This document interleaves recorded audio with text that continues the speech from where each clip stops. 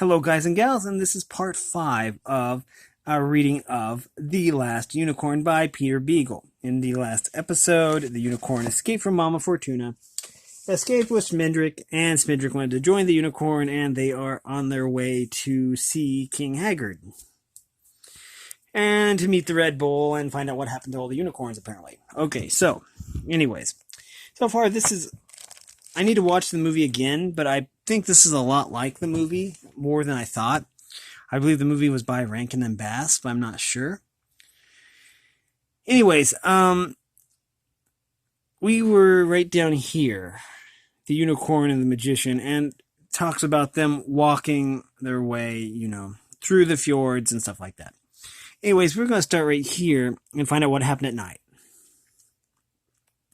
At night, while Smindrick slept the sleep of a hungry, footsore magician, the unicorn crouched awake, waiting to see the vast form of the Red Bull come charging out of the moon. At times, she caught what she was sure was his smell, a dark, sly reek easing through the night, reaching out to find her. Then she would spring to her feet with a cold cry of readiness, only to find 2 or 3 deer grazing at her from a respectful distance. Deer love and envy unicorns. Once a buck, in his second summer, prodded forward by his giggling friends, came quite close to her and mumbled without meeting her eyes, "You are very beautiful. You are just as beautiful as our mothers said." The unicorn looked silently back at him, knowing that he expected no answer from her. The other deer snickered and whispered, Go on. Then the buck raised his head and cried out swiftly and joyously, "But I know someone more beautiful than you." He wheeled and dashed away in the moonlight, and his friends followed him. The unicorn lay down again. Now and then, in their journey, they came to a village, and then Smindrick would introduce himself as a wandering wizard, offering as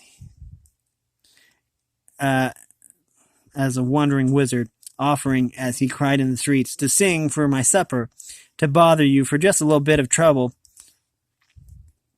you'll sleep ever so slightly, and pass on." Few were the towns where he was not invited to stable his beautiful white mare and stay the night. And before the children went to bed, he would perform in the market square by lantern light. He never actually attempted any greater magic than making dolls talk and turning soap into sweets, and even this trifling sorcery sometimes slipped from his hand. But the children liked him, and their parents were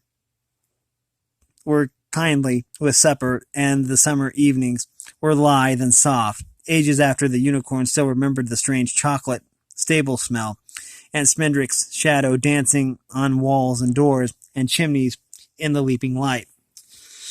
In the mornings, they went on their way, Smindrick's pockets full of bread and cheese and oranges, and the unicorn pacing beside him.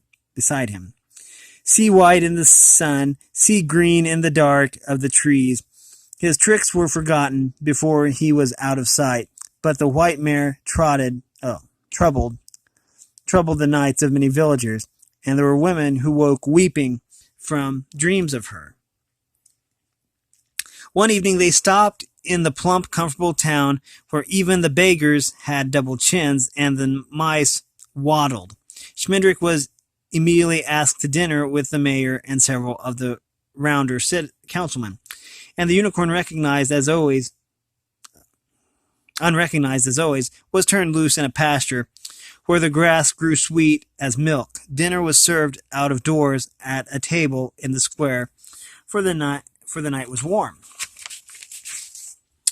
And the mayor was pleased to show off his guests. It was an excellent dinner. During the meal, Smindrick told stories of his life as an errant enchanter, filling it with kings and dragons and noble ladies. He was not lying, merely organizing events more sensibly. And so his tales had a taste of truth, even to the canny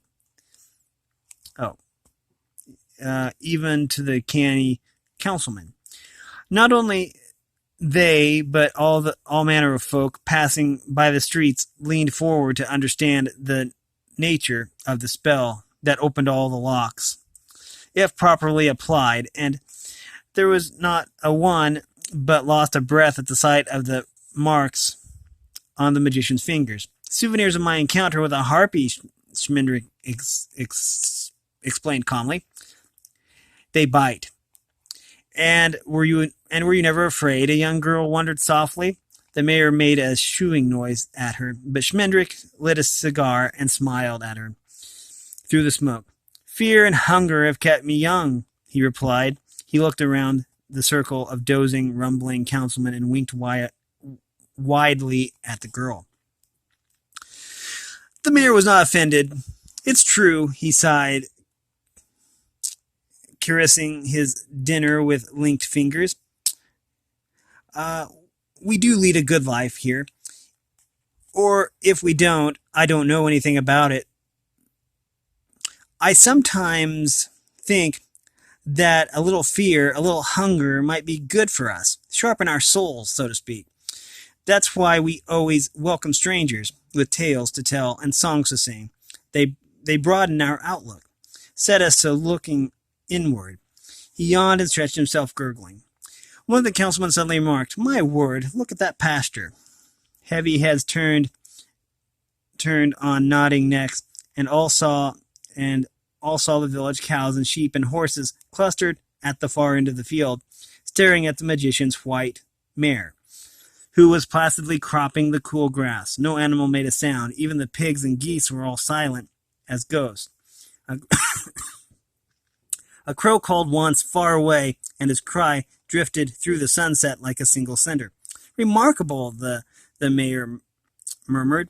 Most remarkable. Yes, isn't she? The magician agreed. If I were to tell you some of the offers I've had for her. The interesting thing, said the councilman who had spoken first, is that they don't seem to be afraid of her. They all have an air of awe, as though they were doing her some sort of reverence. They see what you have forgotten how to see. Schmendrick had drunk his share of red wine, and the young girl was staring at him with eyes both sweeter and shallower than the unicorn's eyes. He thumped his glass on the table and told the smiling mayor, "She is a rarer creature than you dare to dream. She is a myth, a memory, a willow o' the wish. Whale o' the wisp. If you remembered, if you hungered." His voice was lost in a gust of hoofbeats and the clamor of children. A dozen horsemen dressed in autumn rags came galloping into the square, howling and laughing, scattering the townsfolk like marbles. They formed a line and clattered around the square, knocking over whatever came in their way, and shrieking incomprehensible brags and challenges to no one in particular. One rider rose up in his saddle, bent his bow, and shot the weathercock off the church spire. Another snatched up Schmendrick's hat, jammed it on his own head, and rode on, roaring. Some swung screaming children to their saddle bows, and others contented themselves with wineskins and sandwiches. Their eyes gleamed madly in their shaggy faces, and their laughter was like drums. The round mayor stood fast until he caught the eye of the raiders' leader. Then he raised one eyebrow. The man snapped his fingers. Immediately the horses were still, and the ragged men as silent as the village animals before the unicorn. He put the children gently on the ground and gave back most of the wineskins. "Jack Jingly, if you please," the mayor said calmly. The leader of the horsemen dismounted and walked slowly towards the table where the councilmen and their guests had dined. He was a huge man, nearly 7 feet tall, and at every step he rang and jangled because of the rings and bells and bracelets that were sewn in his patched jerkin. "Evening, Your Honor," he said in a gruff chuckle. Let's get to business. Let's get the business over with." The mayor told him, "I don't see why you can't come riding in quietly like civilized people. "Oh, the boys don't mean no harm, your honor," the giant grumbled good-naturedly. "Cooped up in the greenwood all day, they need a little relax and a little catharsis, like, to it, eh?" With a sigh, he took a wizened bag of coins from his waist and placed them in the mayor's open hand. "There ye be, your honor," said Jack Jingley. It bean't much, but we can't spare no more than that." The mayor poured the coins into his palm and pushed at them with fat fingers. Grunting. "It certainly isn't much," he complained. "It isn't even as much as last month's take." And that was shriveled enough. "You're a woeful lot of freebooters, are you?" "Oh, you are." "It's hard times," Jack Jingley answered sullenly. We bean't to blame if travellers have no more gold than we. You can't squeeze blood out of turnip, you know." "I can," the mayor said. He scowled savagely and shook his fist at the giant outlaw. "And if you're holding out on me," he shouted, if you're feathering your own pockets at my expense, I'll squeeze you, my friend. I'll squeeze you to pulp and peel and let the wind take you. Be off now and tell it to your tattered captain. Away, villains." As Jack Jingley turned away, muttering, Smidrick cleared his throat and said hesitantly, "I'll have my hat, if you don't mind." The giant stared at him out of his bloodshot buffalo eyes. Saying nothing, "My hat," Smidrick requested, in a firmer voice. "One of your men took my hat, and it would be wise for him to return it." "Wise, is it?" grunted Jack Jingley at last. "And who be you, pray, that knows what wisdom is?" The wine was still leaping in Smidrick's own eyes. "I am Smidrick the magician, and I make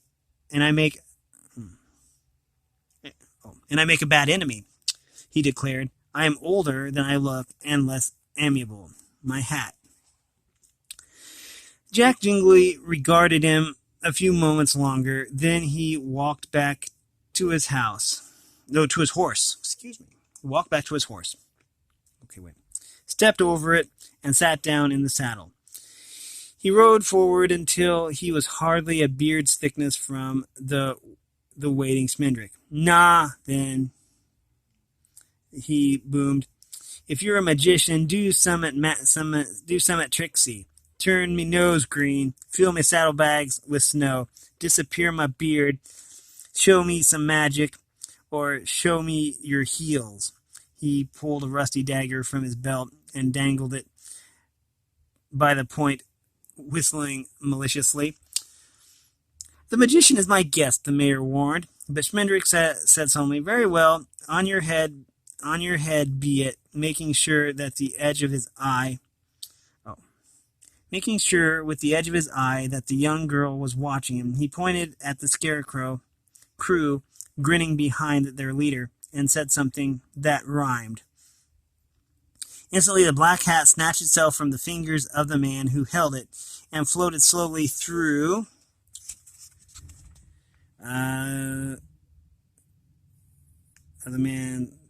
the darkening air, silent as an owl. Two women fainted, and the mayor sat down.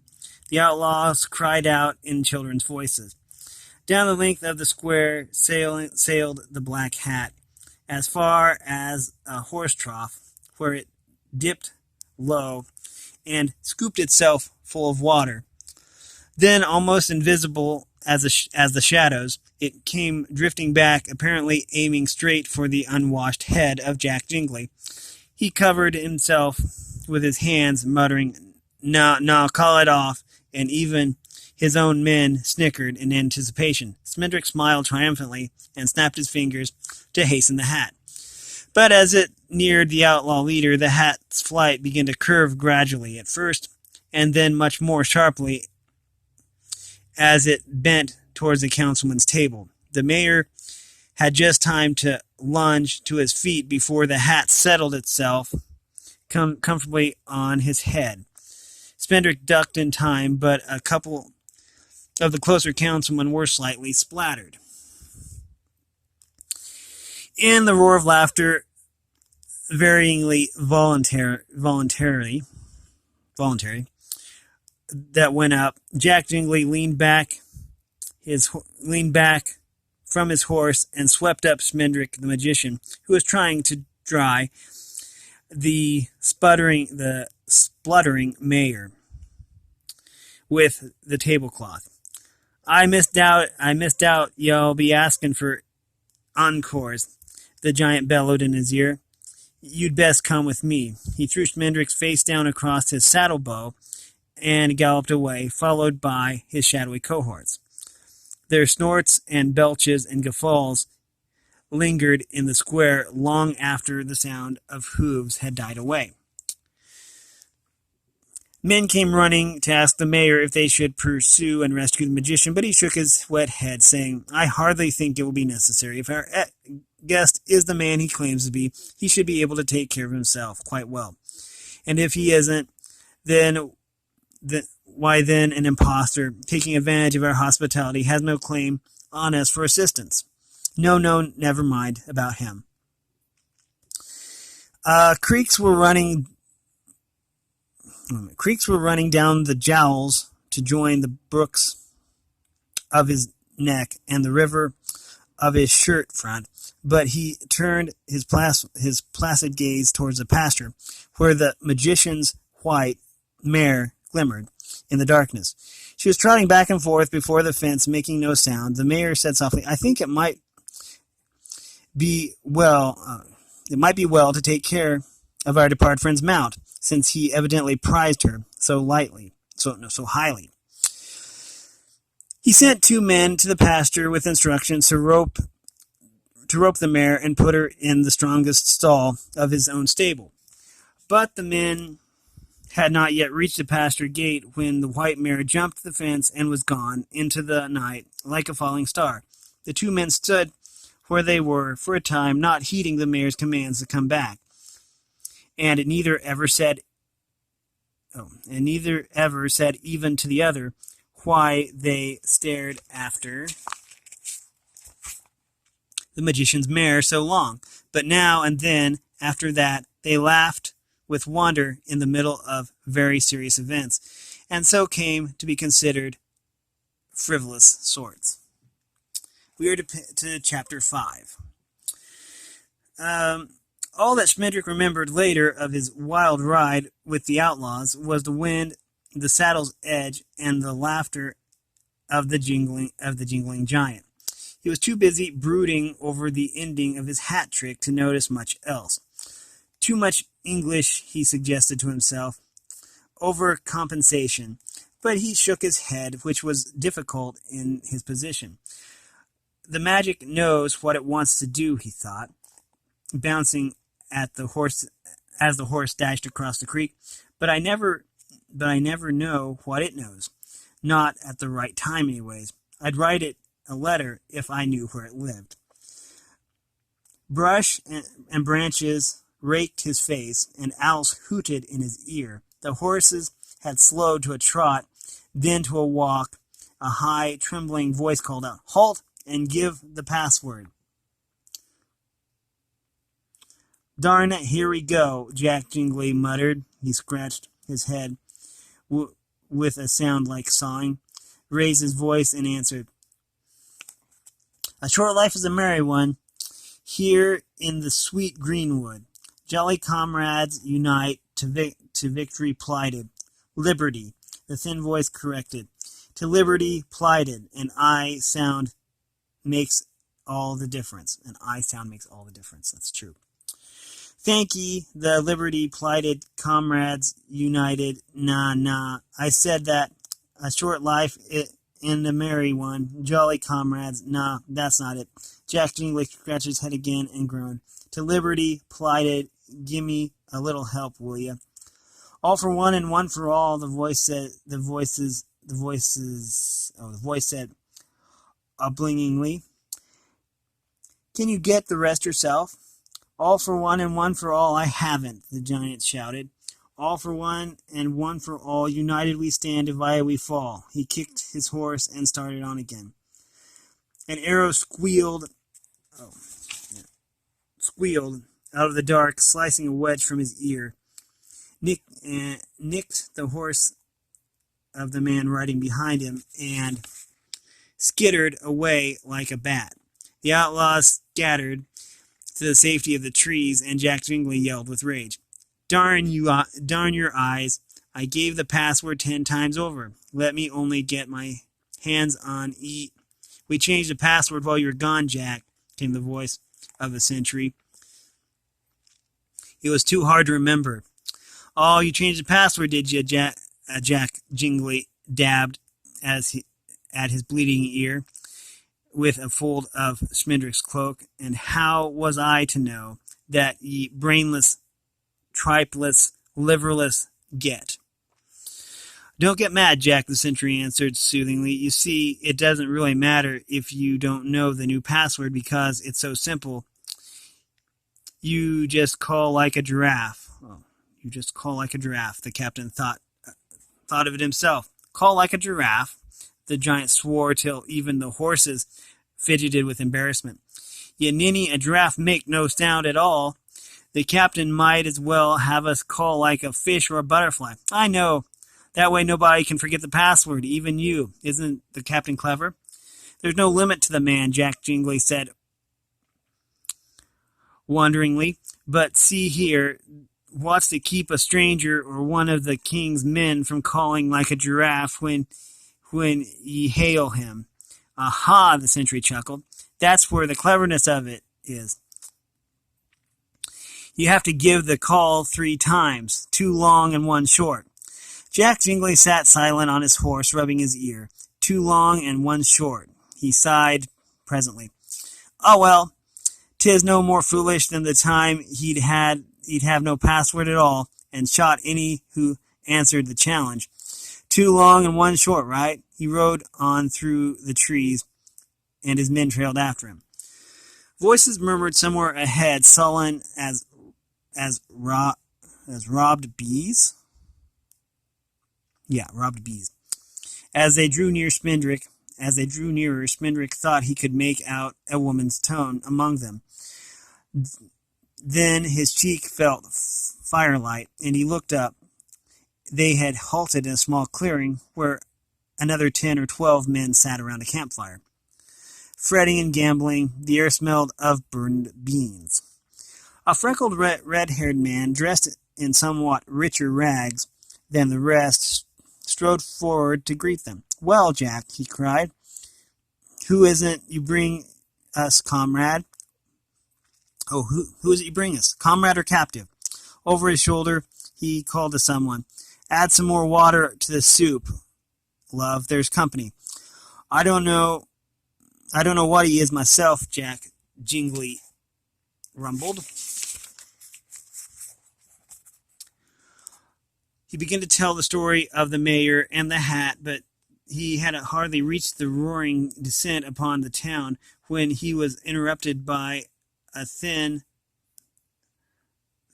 thorn of a woman who came pushing through the ring of men to shrill, I'll not have it, Collie. The soup's no thicker than sweat as it is.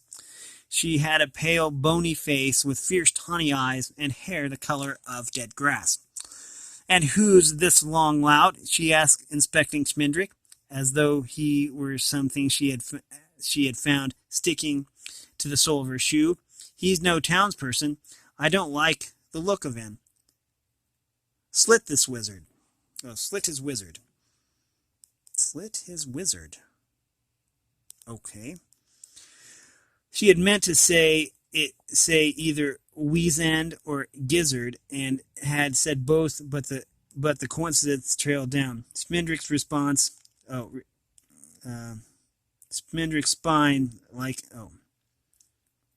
but the coincidence trailed down Schmendrick's spine like wet seaweed. He slid off Jack Jingley's horse and stood before the outlaw captain. I am Schmendrick the magician, he announced, swirling his cloak with both hands until it billowed feebly. And are you truly the famous Captain Collie of Greenwood, boldest of the bold and freest of the free?